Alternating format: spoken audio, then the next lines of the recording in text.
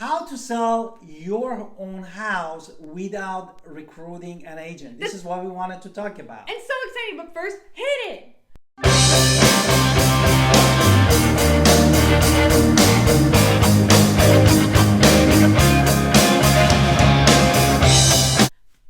Hi, welcome back to our channel. This is Alan Victoria.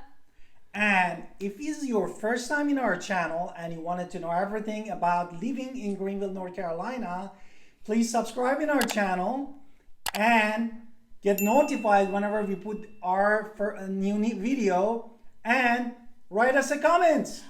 Okay, so honestly, we get calls, emails, texts, learning smoke signals all the time from people looking to move, relocate, just change houses here in Greenville, North Carolina. So please don't be shy. We love helping people. We love talking to people, and we're not scary. We love it. So we hope we're cool. Okay, so let's hit it now, right? Therefore, the question is, when you wanted to sell it. Yay, I wanted to sell my house and I wanted to put the money in my own pocket. This is amazing. And you do some research and you come with the commission is 5 to 6%. Therefore, for an average sale price for a starter home in Greenville, North Carolina, you're looking at $250,000.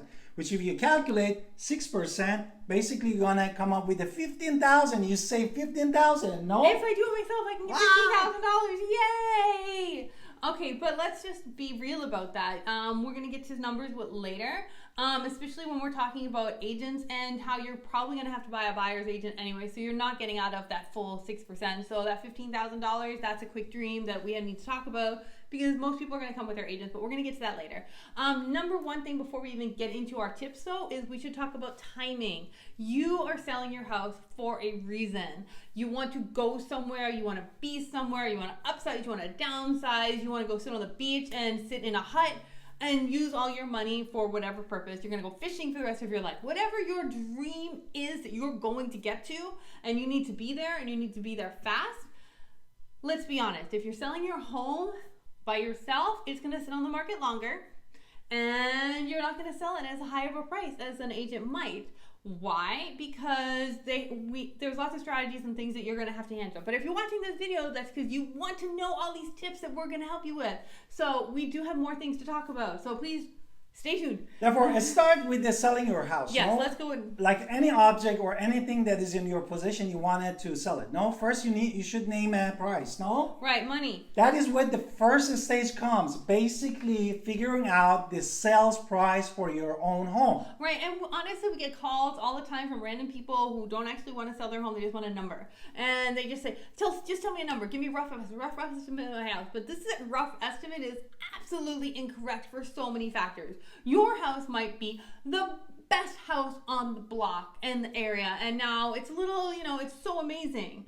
On the other side, your house could be not the best, or it's on the worst side of town, and we have to take into account maybe your HVAC is old, maybe your roof needs fixing, maybe your plumbing needs fixing. So these are professional things that we will look at when we're talking about pricing, and somebody who just randomly gives you a number on the phone without actually looking at your house is not giving you a number that is actually accurate. And realtors, well, how do we calculate houses besides all of that? Basically, we do the market analysis, right, which basically look at the price of the house that is sold in the last 3 to 6 months, and depends on the location, your neighborhood, the condition of your house, and putting all these factors and giving you a sales price or fair market price that you need to basically lease your house. Right, so there's not just a random number, it's going to be a very specific to your house number. So step one is pricing, and let's be honest, FSBO, which is short for For sale by owner, which is what you're trying to be here, you're going to have the struggle is going to be pricing, because, and let's be honest, the average FSBO person charges less than their house should be, or they overcharge it, and then it just sits on the market forever. And if you have places to go, people to see, and you have a big plan of action, just sitting on the market can be a problem for you. Therefore, this is what the statistics come from, that 10 to 12%, they estimated by national realtors that the seller, that the FSBO or sell by owner, they sell their house less, 10 to 12%, because you came to basically put the money in your pocket, but now you're losing the money. Right, because you're just sitting there paying the mortgage that you're continually to pay, or you're just sitting in the house waiting to go wherever you're going. So, I mean, it is what it is, number one, right? Let's go to the number 2, which comes the nice part is staging, no? Okay, and now we're going to get into just a brief staging here, but I wanted to quickly mention we have a whole video on staging that you can see with the link above. So check out that video. Look at this video that we put all the staging tips for your house. Therefore, imagine you wanted to sell not your house, your car, no? Therefore, first of all, you're gonna clean it, no? Take it to the car wash, doing something to your car to make it look good, the paint and everything inside of it. Maybe you do some deep cleaning inside. That's exactly what we wanted to do with our house, no? Right, and as professional agents also going to look around your house because your home is your castle and you are used to your rugs, and maybe the rugs are super easy to fix, but maybe it's something else that we need to talk about.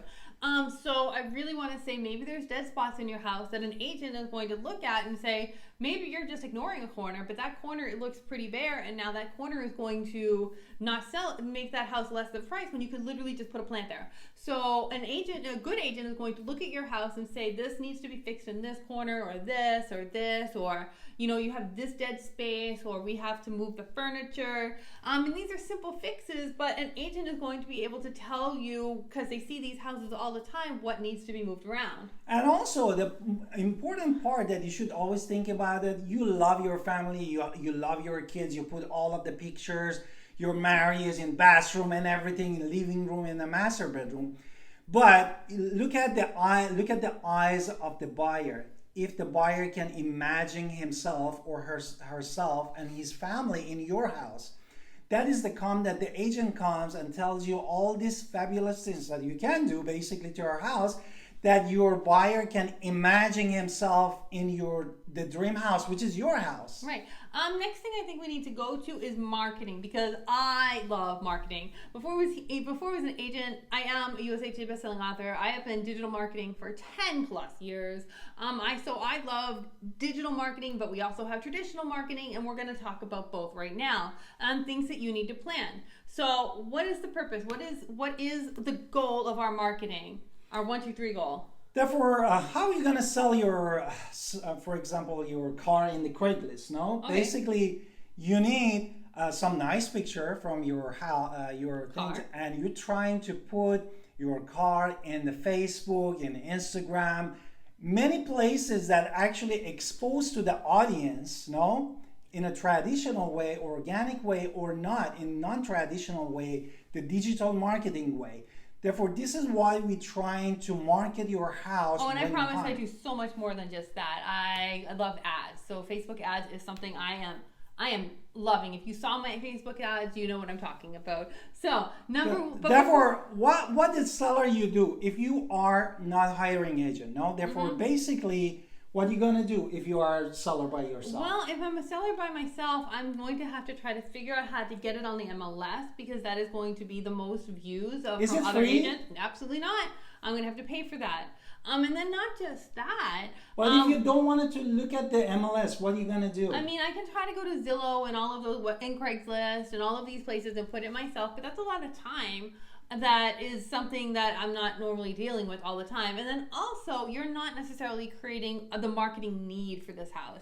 And I want to talk about marketing needs, because when you're talking about marketing, traditional or digital, there's 3 steps that you need to think about. One is you need to generate a need for your house. So the right buyer comes along who wants this house. And then second thing is you need to make sure that they feel that there's some sort of competition for your house. So that means that they're going to give you a good price. And the third thing you want to do is what? Basically, you wanted to put a set time frame. Yes. That you can sell your house. Right, so we want to come up with a plan of action that hits all 3 of these things. And digital and traditional can work well together. They blend together all the time. So one of our many, many plans. Do you want to tell the plan, or should I? Well, before I tell the plan, let's go with the traditional, no? Therefore, the first thing, if you don't want it to do marketing the way that the professional does, you take a picture with your phone, and then you put it there. What we as a realtor we do, we hire professional photographer. Yes, it's super important. Don't forget, people online these days buy homes without ever seeing your house. So this means that the pictures become even more important than ever. And pictures tell 1,000 words, they say. And people don't just read the description. They are more likely to look at those pictures. So your photos have to be on point, professional, and they are there to sell your house. These pictures will sell your house, and not just pictures. Maybe we need to do 3D rendering of your house. Exactly. We might have to do like virtual tours because people in California might want to see your house. So that means that you have to be able to do a virtual tour of the whole house and have anybody out be able to click on the dot and then go in a circle and see everything around them on their own computer. So you do have all of these things. Now, that is all out of the pocket versus if you hire a broker, and yeah, basically an agent comes, basically does everything, and is going to comes out of his commission. So it is part of that per commission that you're trying to avoid. Is typically an agent will do all of these things for you, or they better be doing all these things for you, taking the best possible pictures that sell the house. And also the digital marketing, also the agent is going to do it, because that's going to be, again, out of the pocket cost for you. And agent is going to take over all responsibility, put the flyers, send email, call the potential buyers, put it in the Facebook, put it in the Google, and also advertise digitally in all this platform for you. And that is all going to be cost out of your pocket if you do it you and personally. I also want to write that not everybody is a good writer. I'm telling you, I read these things all the time, and people actually do read. So just like if you're buying a book, 1/3 of people buy a book based on the cover. I know they say people don't judge a book by the cover, but they do all the time. 1/3 people buy just based on the picture. Another third, and this matters for your house too, because 1/3 of people are going to buy your house based on pictures alone. 1/3 are going to actually read these descriptions and read in detail. So this means that if your description is not good, you're now missing 1/3 of the people who might buy your house. And then the last third are going to be the ones that you're really talking about, who are going to come in and buy the house because they've looked around and now they need to live there, so they want to live somewhere. So these are 3 steps that you need to think about when we're talking digitally that have to be kind of part of it as well. And let's go back to like that plan, one of the plans that we might come up with for your house. Basically, what it does, the realtor or agent? The agent is going to come up with a plan of action on how to sell your home in the time frame that you want. Perhaps it is, let's just hypothetically go with, your house is $250,000. We're gonna what one plan we might come up with, you and us as the possible person that we work with, is Monday we're gonna publish the house online. So we're just gonna publish it online. We'll have all of the marketing, the digital marketing ready to go. Everything is, that whole week is really for marketing. However, what's the point of this? We're trying to build up suspense. So we're trying to build momentum, up momentum. But we're not showing this house right away. No, we're just building expectation that people want to see this house. So we're so excited about it. What's the next thing we're going to do? Then what are we going to Therefore, we're going to show it based on an appointment, and also the first Sunday, basically. No, we're skipping that Sunday. You're getting to the thing. We're not going to let any showings happen till, this is a possible one. Maybe we don't let any showings happen until that Saturday. So Monday they're reading about it and they want to see that house by Wednesday. They're calling, but we're not letting them in that house till Saturday. Why? We want them to see that this house is busy. So one person's coming in, one person's going out, one person's going in. Oh my gosh, look at that eyes. If you're the buyer, you're seeing all these other people who might want this house as well.